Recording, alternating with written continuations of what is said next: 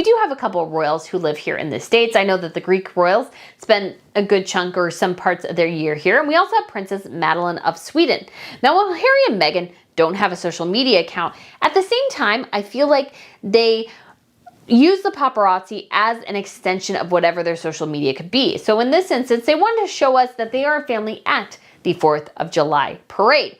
However, Princess Madeleine of Sweden, she lives in Florida. Do you know what we don't see her do? Is celebrating the 4th of July. Even though one of her children is an American citizen, she was born here, Princess Leonor. She does celebrate Swedish National Day. She's done a picture for that. Has she done a picture about the 4th of July? No. Does her family maybe go to a 4th of July parade? Sure. I mean, it's something to do. Everybody has a holiday this day. Might as well go. It's something for the kids to hang out and do. And perhaps they are all American citizens because their father is as well. But at the same time, she's not promoting the Independence Day, where I feel like in this instance, Harry and Meghan kind of are, because the only time we've seen them out in public with their family is at the 4th of July, which is just, again, weird for a British royal family. We've seen them at a 4th of July parade, but yet they missed the coronation of their grandfather, who basically imbued them with the titles they now use and abuse. It's just a little weird. Now, when it comes to Harry and Lilibet, when we get these more close-up pictures, he looks very pouty. He's like, you can see him thinking, how dare this person, whoever they are, take pictures of me and my daughter? How dare you, sir or ma'am? Well, I'm sorry, Harry. The hypocrisy here is that if you wanted privacy for your children, true privacy for your children, you would live in the United Kingdom. You wouldn't live here. We are under no obligation in the United States to blur your kids' pictures.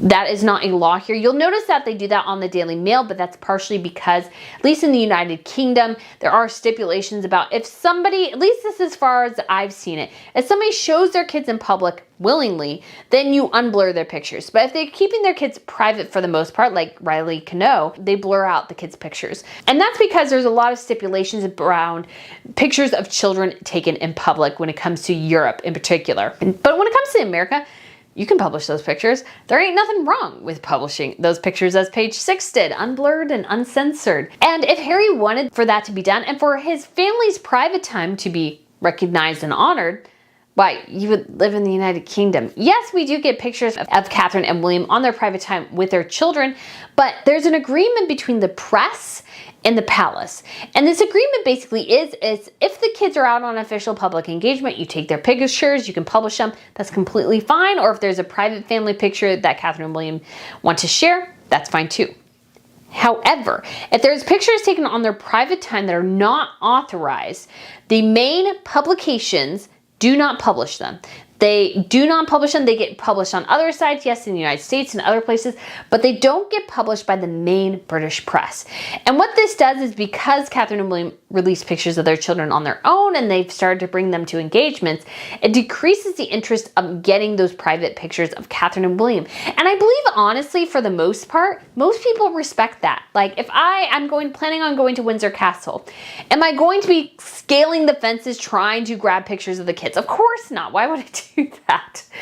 Sometimes, though, you would just happen to see somebody, like I happened to see Princess Eugenie and her son August and husband Jack on the grounds of Kensington Palace. They were in a public place, basically. They were watching a helicopter land. I just wanted to take a picture of the people over there because I had no clue who they were, and they just happened to be them.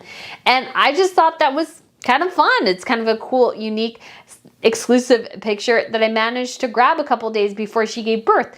But I'm not scaling the fence to find them. It was a low fence. You can just look over it and take pictures. Anyways, so, and they knew that could happen because there's a bunch of people that went over there when the helicopter went to land, because there was a royal helicopter that landed. That's why everybody was there. But we really don't know anything about August or their new son, Ernest. We just don't really know anything because there is this good relationship between the palace and the press.